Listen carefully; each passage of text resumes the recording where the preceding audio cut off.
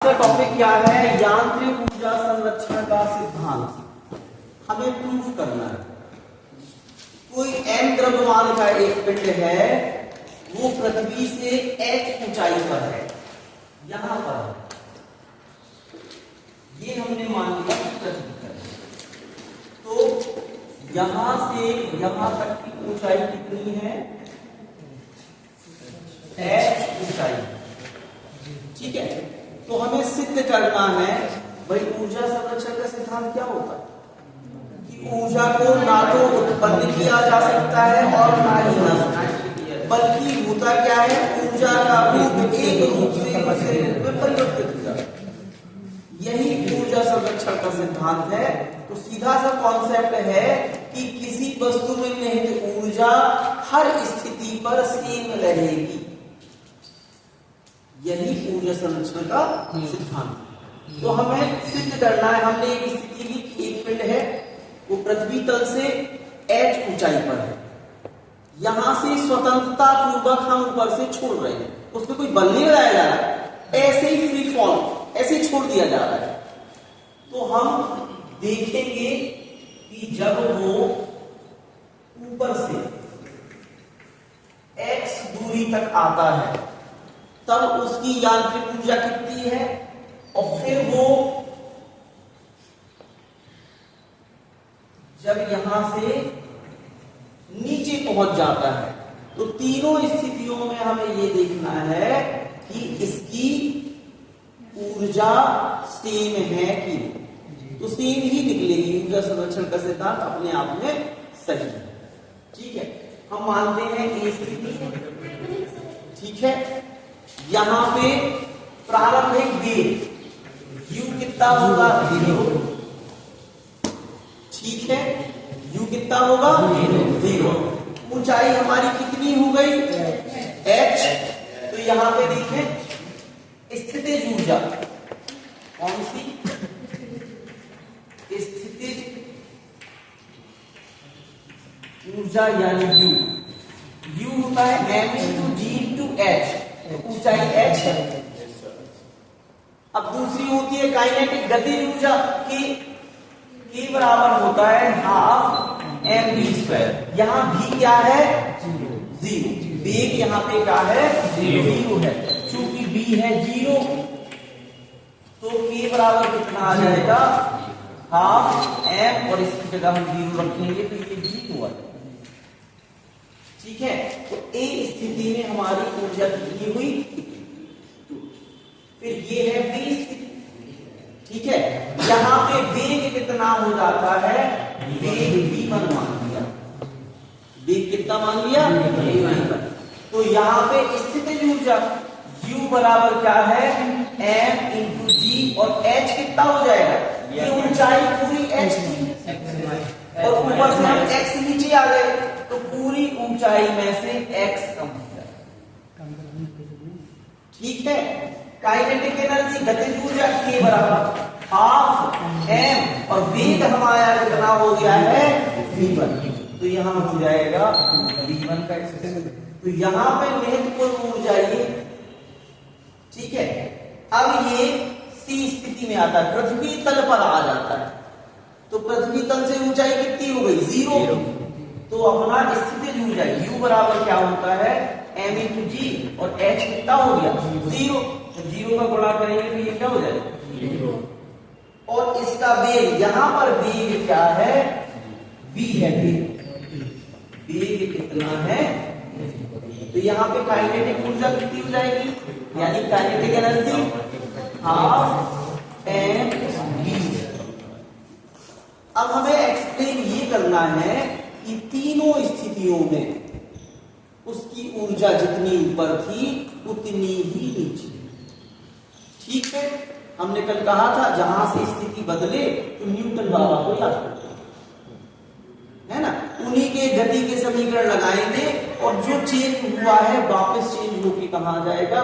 ज्यों पर। चलो, द्रव्यमान सब जगह इसका m है। देखने में आपको छोटे बड़े लग रहे हैं, बना दिए, उससे कुछ नहीं, वो सेम साइज के ही है। ठीक है, तो अब हम यहां से क्वेश्चन लगाएंगे। हमने बताया कि अगर आपको ये समझ में आ गया तो आपको पूरा क्वेश्चन बन जाएगा आसानी से। हम लिखेंगे स्थिति ए में, हम सबसे पहले स्थिति ए में, ठीक है। हम लिखेंगे स्थितिज ऊर्जा,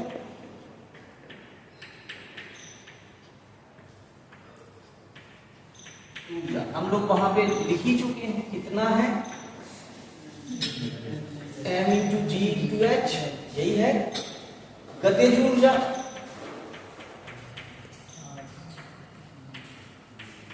गतिज ऊर्जा K बराबर 0 है, लिखेंगे कुल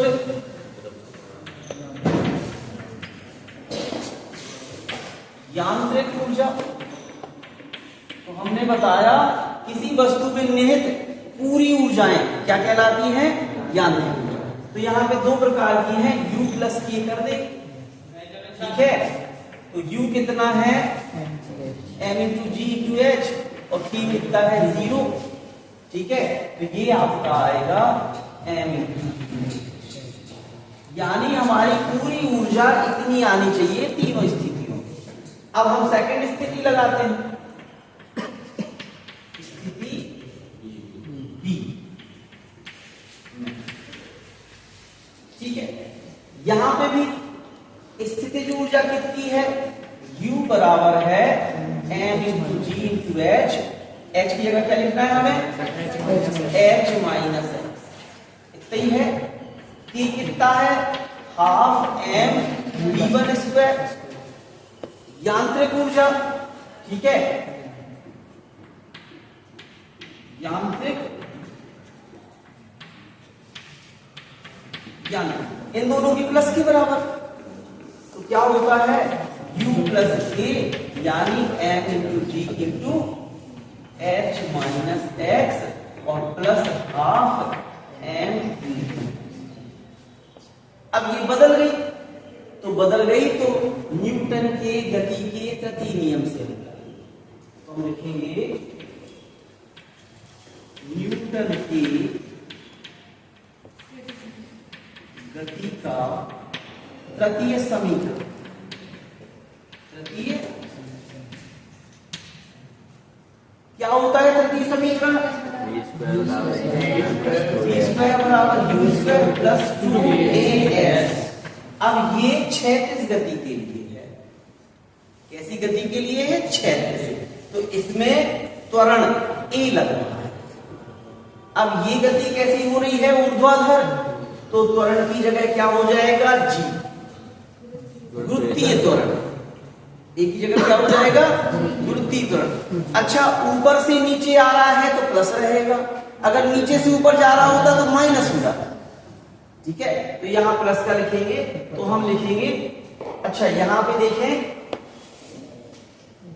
वेग कितना है, इस स्थिति से इस स्थिति में आ गए, वेग v1, तो v1 का स्क्वायर बराबर, ठीक है, u हमारा 0 हो जाएगा, प्लस 2gs लगेगा, ठीक है, नहीं आइए समझ में। अब हम v1 का मान ये रख देंगे, कितना आ गया, तो v1 का स्क्वायर बराबर 2gs। s क्या है, दूरी, s क्या है, दूरी। तो s देखो यहां से चला यहां तक आ गया, तो s कितना हो गया, x, तो ये हो गया 2gx। नहीं आया समझ, आ गया सर, 0 क्या, u 0 क्या, वस्तु यहां थी, यहां से यहां पहुंची, तो चूंकि समीकरण गति के हैं, यहां से लेके यहां तक उसने गति करी, तो प्रारंभिक वेग कितना था, 0। अब यहां पहुंचे तो अंतिम वेग यही मानेंगे अभी, जब यहां से यहां जाएंगे तो फिर ये प्रारंभिक वेग होगा, ये अंतिम वेग होगा, लेकिन वहां पे लगेगा। अब यहां से प्रारंभिक वेग होता जहां से स्टार्ट हुआ, स्टार्ट कहीं से थोड़ी हुआ, स्टार्ट से हुआ, इधर प्रारंभिक वेग u कितना था, 0।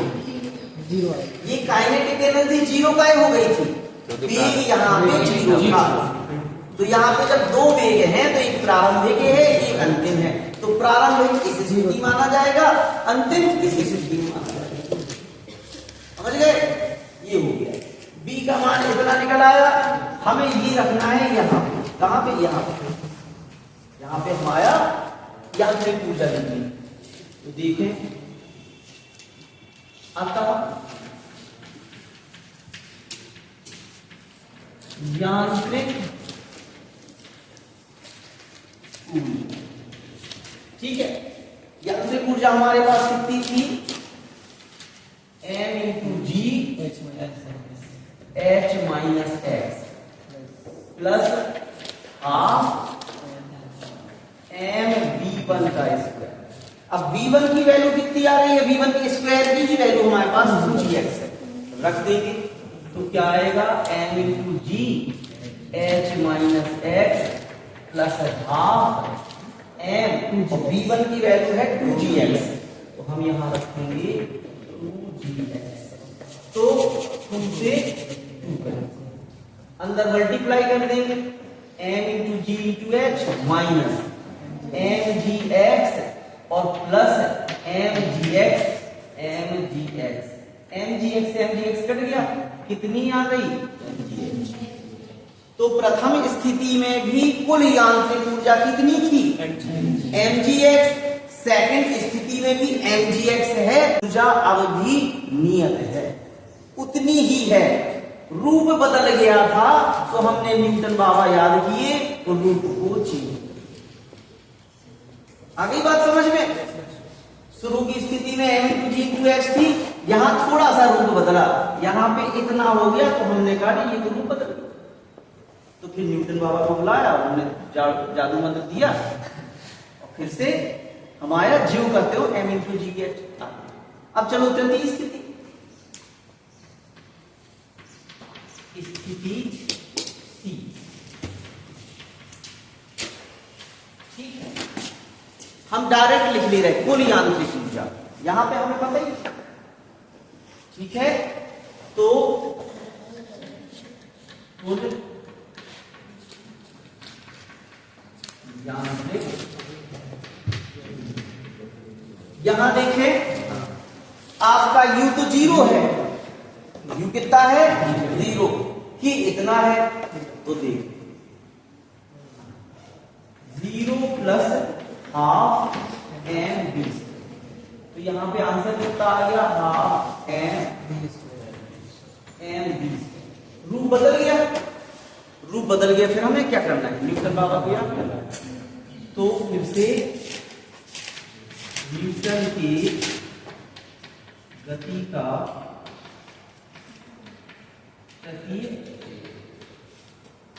समीकरण फिर से लगाएंगे। क्या है? v स्क्वायर बराबर u स्क्वायर प्लस 2as। हमने यहां भी g यूज कर v अंतिम वेग, अंतिम वेग इस स्थिति में कितना है? v है, तो वेग तो अपना v ही रहेगा बराबर। तो हमारा देखो, हम h ले लेंगे ऊंचाई, कोई दिक्कत थोड़ी है, ठीक है। तो अब देखें प्रारंभिक वेग यहां भी क्या मान लेंगे? ठीक है। 2a एक ध्रुवीकरण, s दूरी, तो हम शुरू से ले रहे हैं a स्थिति से, तो पूरी दूरी कितनी हो गई? h, तो हमने दूरी ली h, तो v स्क्वायर बराबर क्या आ गया? 2gh, मान रख देंगे, ठीक है। तो कुल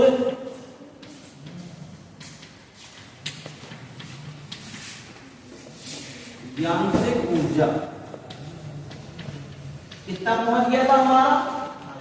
half M B. B square की वैल्यू कितनी है? 2gh, तो हाफ एम इंटू 2gh, 2 से 2 कट गया, कितना?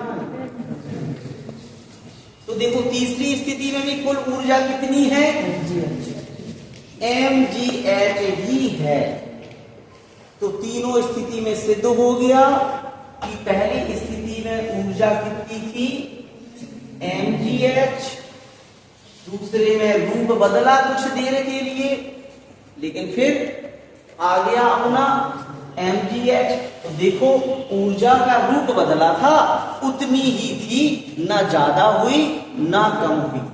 ठीक है, फिर हमने तीसरी स्थिति में पता किया, फिर से रूप बदल गया, लेकिन जब हमने उसे फिर से चेंज किया तो वापस उतना ही आ गया जितना शुरू में था।